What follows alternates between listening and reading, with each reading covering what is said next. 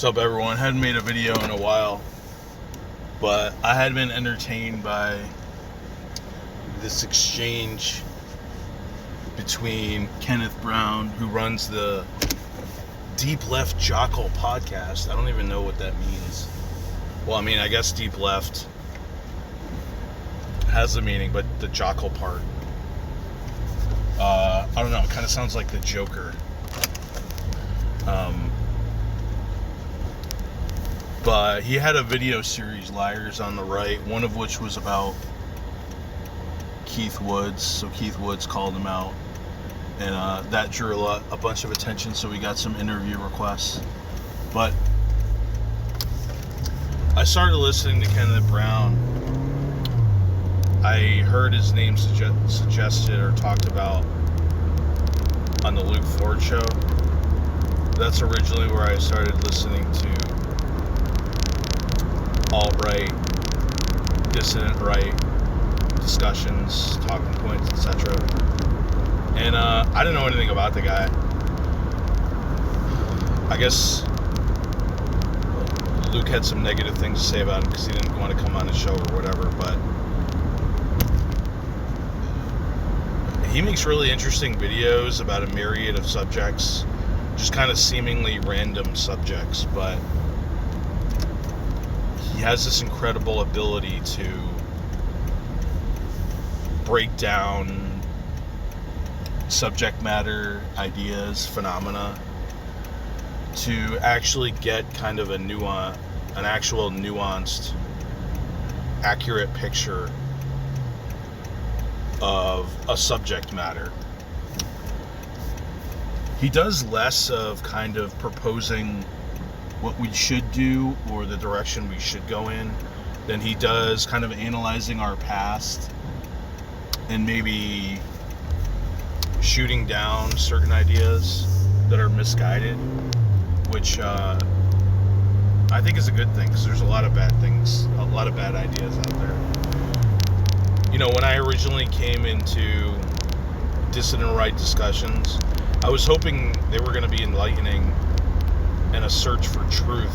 I was optimistic about that. And that's what I thought it would be. A group of people talking about taboo subjects, whether you agree or disagree with them.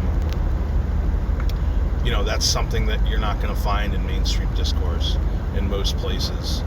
So some of those taboo subjects were, I don't know, race and IQ, genetics, things that are now kind of outside the window, the acceptable window of what you're supposed to be able to talk about. But, you know, these guys picked up. So when you come into an environment like that, you're like, oh, they're willing to go places where other people aren't, you know, so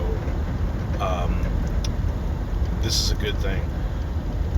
But really, I would summarize the way I see the dissident right, the alt-right now, is the way I would view the liberal left, which is, instead of the priority be on discussing, dissecting, analyzing ideas, it's a dogmatic view that clings to certain ideas because they're comforting. It adheres to their worldview, etc., and is less of a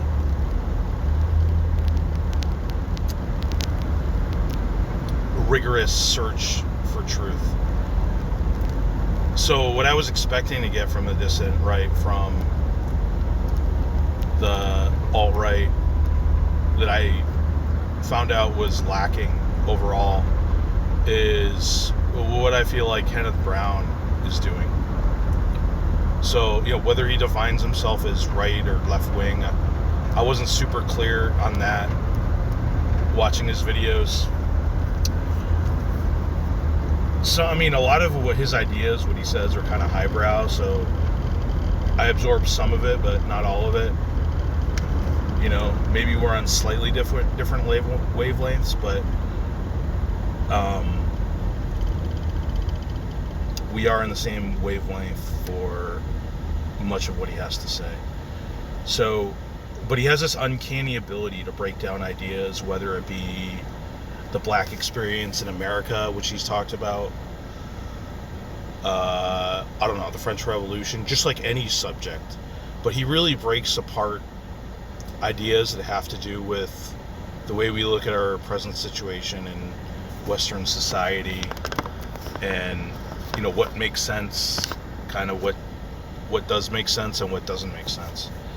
So I don't have a very big channel, but I just kind of talk about what I want to talk about. So if anyone hasn't listened to his videos, they should go and do so. But I think what he's done is pretty exciting. I don't really know exactly what his MO is, but he's already been kind of a disruptor in criticizing and picking apart certain ideas in a pretty effective way. He doesn't have a huge footprint compared to many people on the Dissident, right? Like Keith Woods or a Richard Spencer type, but he could have a large and growing presence if he wanted to, but I'm not sure if that's exactly what he wants to do. He might want to keep it small, and it's kind of conflicting, right? You want to getting more exposure, more views, more interactions is good, but you definitely sacrifice quality, because the tactics you would use to gain attention are going to sacrifice probably the quality of the discourse. For example, his one video that now has 5,000 views that got retweeted, but it has I don't know, 300 to 500 downvotes. So that's the kind of interaction you're going to get when you are a disruptor, when you disagree.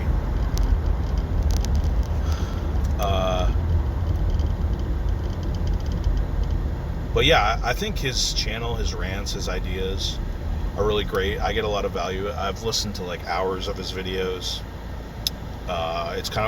You don't always get a chance to listen to videos, especially long ones, but I make it a priority to listen to them.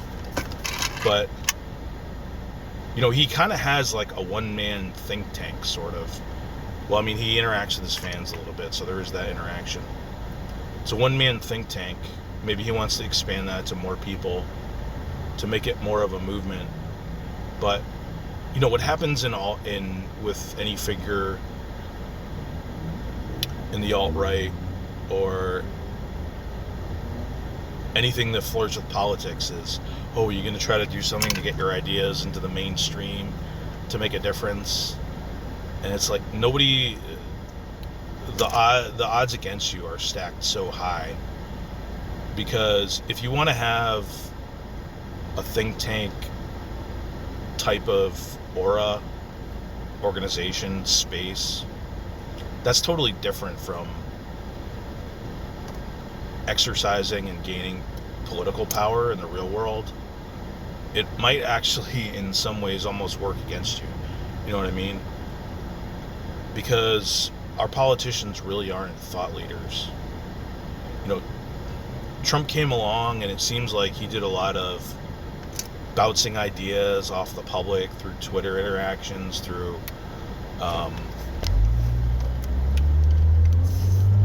consultants, through advisors, and he figured out what he could say to get a reaction and build a following and build a buzz, which was things like build the wall, things like we're gonna take the economic war to China, we're gonna have a Muslim ban. Whether these ideas were effective or not, from a policy standpoint, they were effective to get attention, get a buzz, which he was able to translate into political power. But these politicians largely are telling the people what they want to hear. Most of them aren't telling the people what they don't want to hear.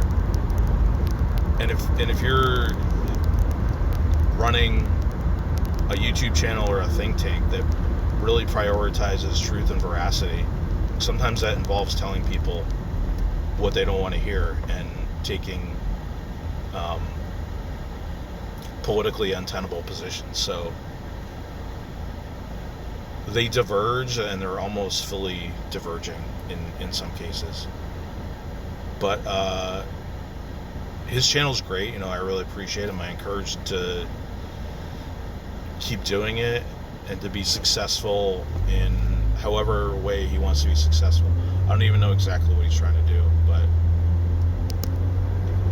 he doesn't have a ton of followers, but that doesn't necessarily equate to having a successful YouTube channel. I think it's great. Running a group of people, whether it be even a think tank or some type of political organization, it's got to be a bitch. I mean, to keep people happy, you have divergent ideas. We should go this wedge issues that go one way or another. And somebody like Kenneth Brown, who almost comes across as like a college professor type in the pure college professor tradition, academia tradition, which is to be able to come up with your own ideas, analyze ideas, bounce those ideas off of other people, doesn't really necessarily translate well to, I don't know, building a movement.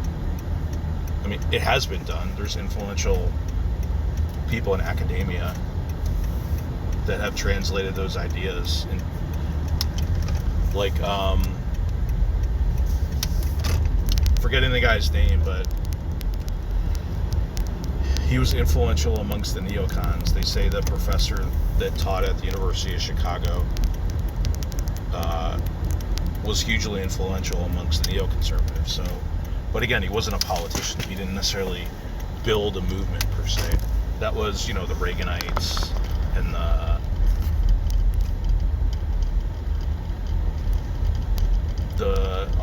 the neocons, the People for a New American Century. Can't remember all their names. I must be getting old and can't remember names well. The Rumsfeld, Cheney, that crew. They were the people that put those ideas into action. They weren't really, thought leaders per se. They were policy enactors, if you want to put it that way. But I don't know. Just my rant on Kenneth Brown, and anyone who hasn't heard him should go check him out. Everyone have a good day.